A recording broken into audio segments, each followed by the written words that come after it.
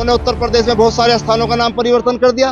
मुसलमानों ने तो रामपुर का नाम कभी नहीं बदला। तो वो देखिए, वो सत्ता में जिसका झंडा बुलंद होता है वो अपने तरीके से शासक करता है। मैंने क्या बताया, मुसलमानों का 700 साल शासन रहा, लेकिन रामपुर का नाम नहीं बदला उन्होंने कभी। रामपुर रियासत रही है उनकी, उन्होंने ऐसा कोई भी काम नहीं किया। लेकिन ये सरकारें नाम बदलने पे तुली हुई हैं। नाम बदलने से ऐसे कुछ नहीं होने का। ये एक तरीके से आगे आने वाले समय में फिर कोई विद्रोह होगा इस टाइप का, वे दूसरे तोड़ देंगे। विद्वानता की डिग्री, जो ग्रंथ का पूरा वाचन जानता हो। ये नहीं कि मैं भगवा वस्त्र पहन के आ गया, मुझे कुछ ना आता हो। यदि मैं मुसलमान हूं तो मुझे कलमा आना चाहिए, यदि मैं बौद्ध हूं तो मुझे त्रिशूल आना चाहिए, पंछी लाना चाहिए। ये आपका हक है, आप पूछ सकते हैं। लेकिन यहाँ तो कुछ भी चोर हो, चक्का हो, डकैत हो, वस्त्र पहना और चल दिया। क्या कहते गीता, कर्म किए या फल की इच्छा मत कर तू इंसान, जैसे कर्म करेगा वैसे फल देगा इंसान। यानी कि हमारे लोगों से मजदूरी करा लो, मजदूरी मत दो, के बेटे जब मिलेगी मिल जाएगी। उनके सारे राम जेल में हैं, उनके यहाँ सारे राम, मैं बता तो रहा हूँ, उनके राम, उनके यहाँ कोई राम नहीं है नेता।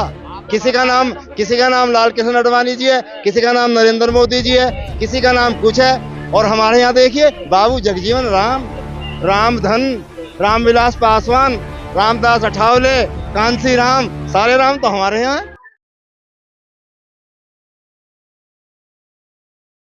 मान नहीं कर रहे उनकी प्रतिमा का, लेकिन और तोड़ने वाले ज्यादातर कौन लोग हैं, मुझे कहना नहीं चाहिए। पिछड़े लोग ज्यादा हैं, कि गांव देहात में वही ज्यादा हैं। क्यों है वो? क्योंकि उनके पास जमीन है। जो भी जमींदार है गांव में, जिसके पास जमीन है, वो सबसे साझा सल्लू कास्ट के खिलाफ होता है। क्योंकि जब को सत्ता हमारी आएगी तो हम सबसे पहले क्या मांगेंगे?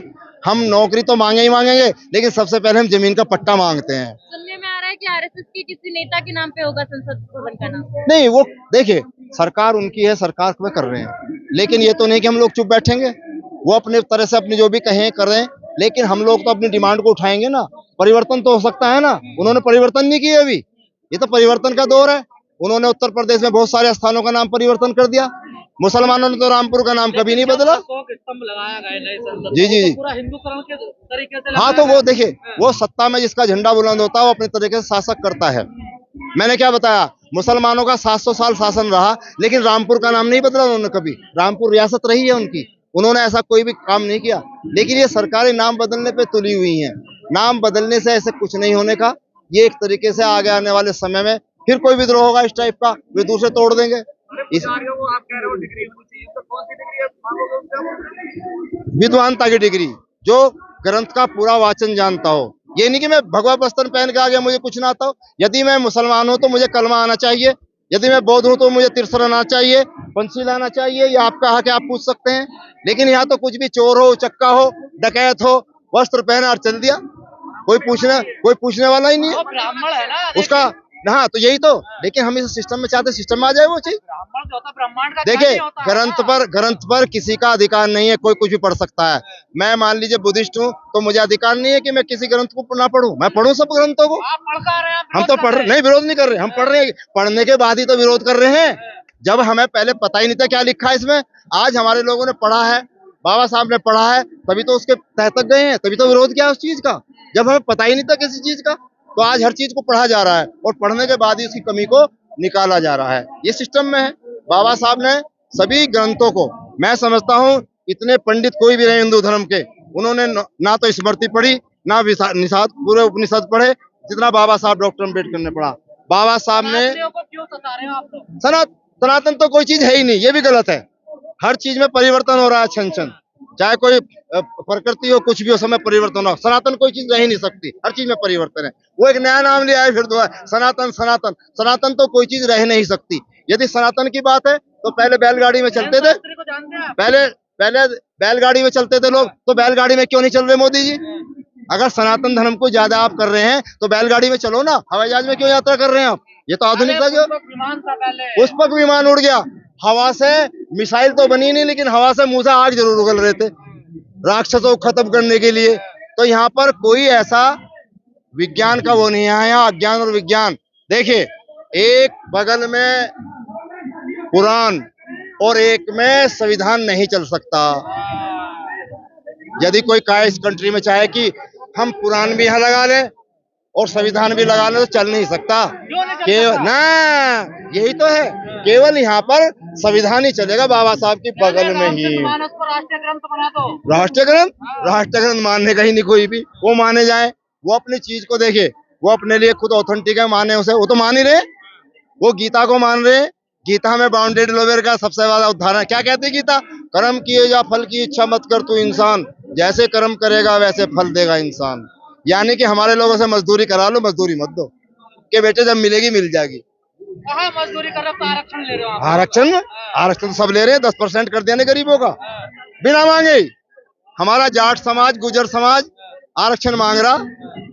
जब बाबा साहब ने कही थी भाई तुम भी आ जाओ हमारे साथ, जब साथ नहीं लगे जाट गुजर, जब तो कह रहे थे नहीं हम तो क्षत्रिय हैं।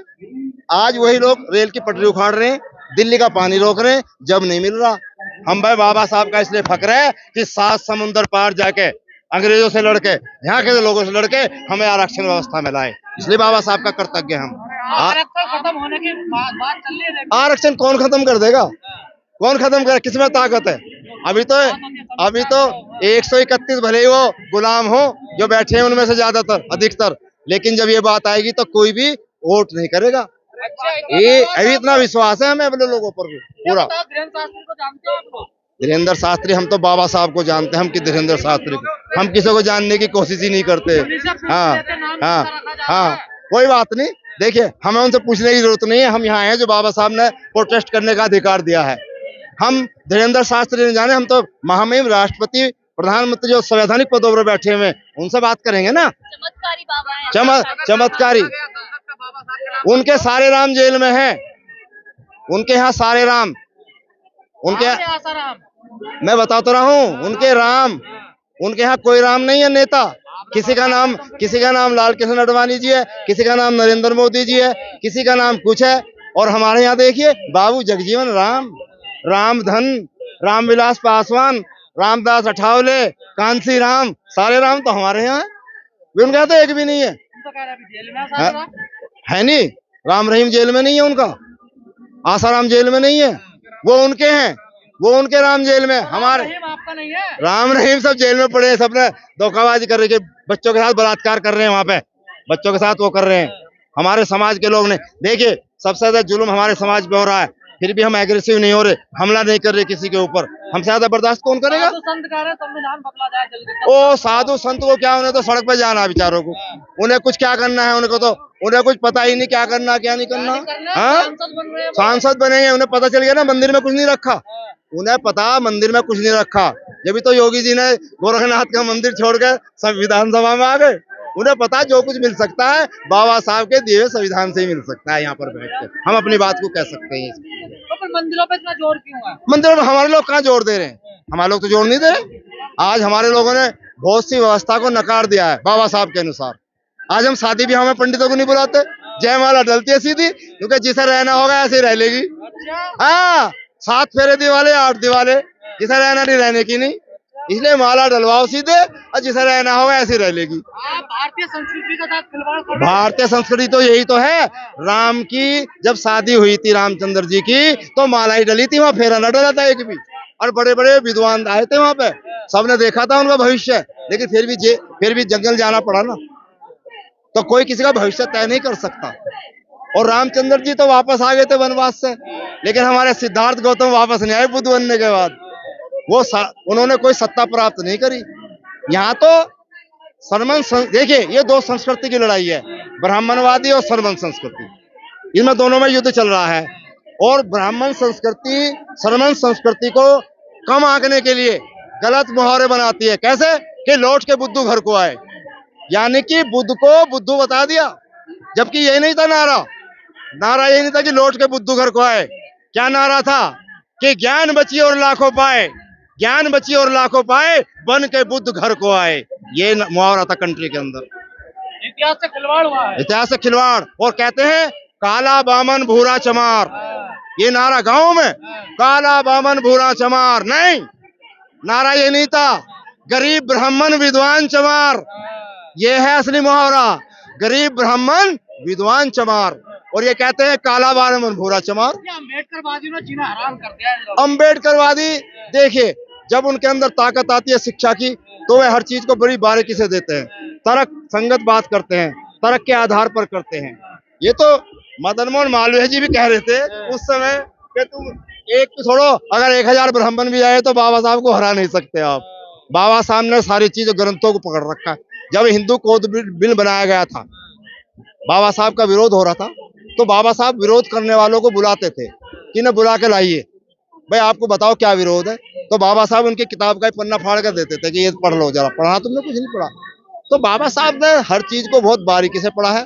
उनकी विद्वता को कोई कम नहीं कर सकता। दुनिया के लोग उन्हें मानते हैं, दुनिया की हर यूनिवर्सिटी में। बाबाओं को मानती है पूरी दुनिया। बाबा नहीं, बाबा ने तो कोई कल्याण कर नहीं सकता। बाबा बहुत घूम रहे, यहाँ कल्याण बाबा साहब ही कर सकते हैं।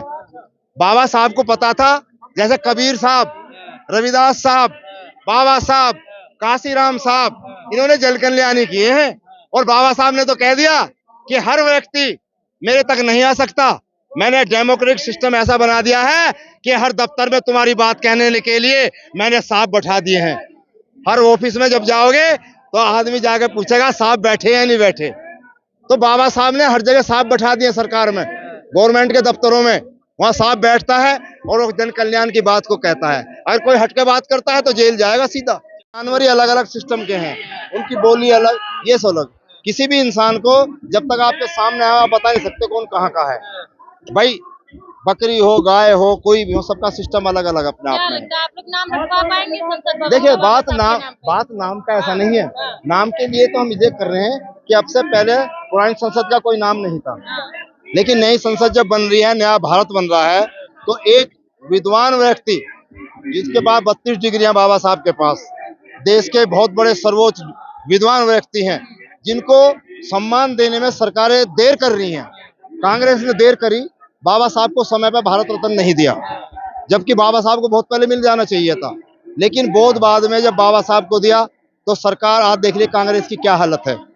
ऐसे ही हमारे लोगों की जब समझ में धीरे धीरे आ रही है, यदि बाबा साहब की बात आज हमने बोली है, हम इसे सड़कों पर लेके जाएंगे, गांव देहात में लेके जाएंगे, क्योंकि 24 का चुनाव है। जो लोग रात के अंधेरे में बाबा साहब की मूर्ति तोड़ देते हैं,